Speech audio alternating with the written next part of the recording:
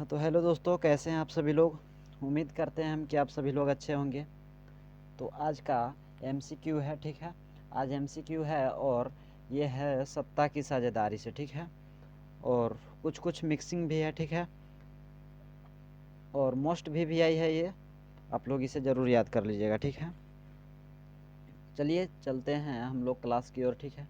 और हाँ, अभी तक हमारे चैनल को सब्सक्राइब नहीं किए हैं तो सब्सक्राइब कर लीजिएगा, ठीक है। देखिए फर्स्ट क्वेश्चन क्या है।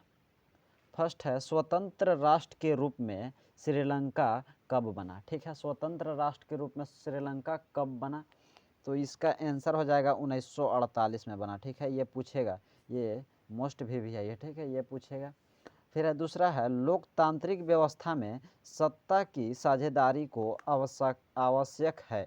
ठीक है, क्योंकि आंसर है क्योंकि यह विभिन्न सामाजिक समूहों के बीच संघर्ष को कम करती है। ठीक है, सत्ता की साझेदारी जो है विभिन्न विभिन्न सामाजिक समूहों के बीच संघर्ष को कम करती है। ठीक है, फिर अगला है क्वेश्चन। क्वेश्चन क्या बोल रहा है कि यह एक यूरोप का महाद्वीप और छोटा सा देश है। इस देश के समाज की जातीय बनावट बहुत जटिल है। यह देश है बेल्जियम है। ठीक है, इसका बहुत जटिल है। ठीक है, बनावट जो है इसका बहुत जटिल है। ठीक है, और अगला क्वेश्चन की ओर चलते हैं। अगला क्वेश्चन क्या बोल रहा है कि लोकतंत्र में सत्ता किसके हाथों में होता है। लोकतंत्र में जो है सत्ता किसके हाथों में होता है, तो ये होता है किसका, जनता के हाथों में। ठीक है, जनता के हाथों में होता है। ठीक है, जनता जो करना चाहेगा वो जनता कर लेगा। ठीक है, और फिर अगला क्वेश्चन क्या है, तो बेल्जियम किस महाद्वीप में स्थित है। बेल्जियम जो है किस महाद्वीप में स्थित है, ये आप लोग को याद होना चाहिए। ठीक है, ये याद होना चाहिए। बेल्जियम जो है यूरोप में है। ठीक है, बेल्जियम यूरोप में स्थित है। ठीक है, अगला क्वेश्चन है, वही श्रीलंका ब्रिटेन से कब आज़ाद हुआ। ठीक है, तो श्रीलंका ब्रिटेन से 1948 में ही आज़ाद हुआ था। जिस तरह से भारत में अंग्रेज लोग कब्जा किए थे, उसी तरह से श्रीलंका में ब्रिटेन के लोग कब्जा किए थे। ठीक है, तो ब्रिटेन से ही आज़ाद हुआ था श्रीलंका 1948 में। ठीक है, आगे चलते हैं और आगे देखते हैं क्या है। आगे क्वेश्चन है कि भारत में संघीय सरकार को क्या कहते हैं। भारत में संघीय सरकार को क्या कहते हैं, ये याद होना चाहिए। ठीक है, तो केंद्र सरकार, संघीय सरकार को केंद्र सरकार कहते हैं। ठीक है, केंद्र सरकार कहते हैं। ठीक है, केंद्र सरकार, प्रधानमंत्री।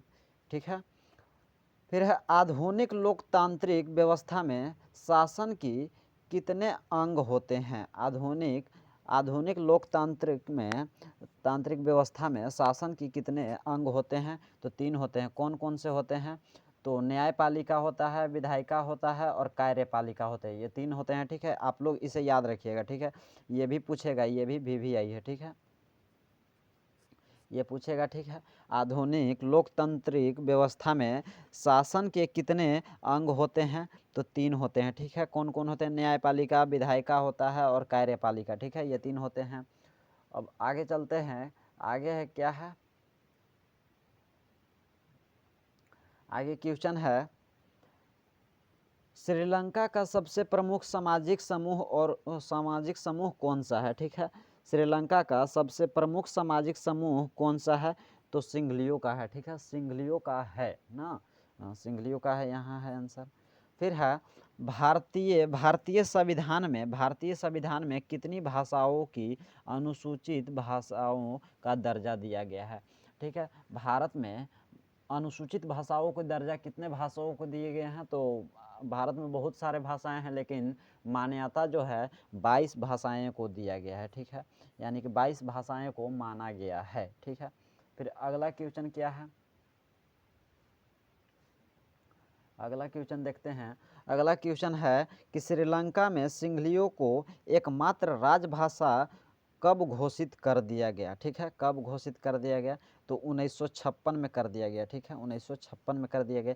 ये हम सब्जेक्टिव में पढ़ाए हैं कब किया गया है। ठीक है, सब्जेक्टिव आप लोग जरूर जा कर के देखिएगा प्ले लिस्ट में। ठीक है, और अगला क्वेश्चन है, अगला क्वेश्चन क्या है, अगला क्वेश्चन आप लोग को दिख रहा होगा, बोल रहा है कौन सी अल्पसंख्यक जाति बेल्जियम में अपेक्षाकृत धनी और शक्तिशाली है। ठीक है, तो जर्मन है। ठीक है, जर्मन है। ठीक है, फिर है अगला, किस देश में दो समुदायों के बीच, दिख रहा है आप लोगों को, बोल रहा है किस देश में दो समुदायों के बीच पारस्परिक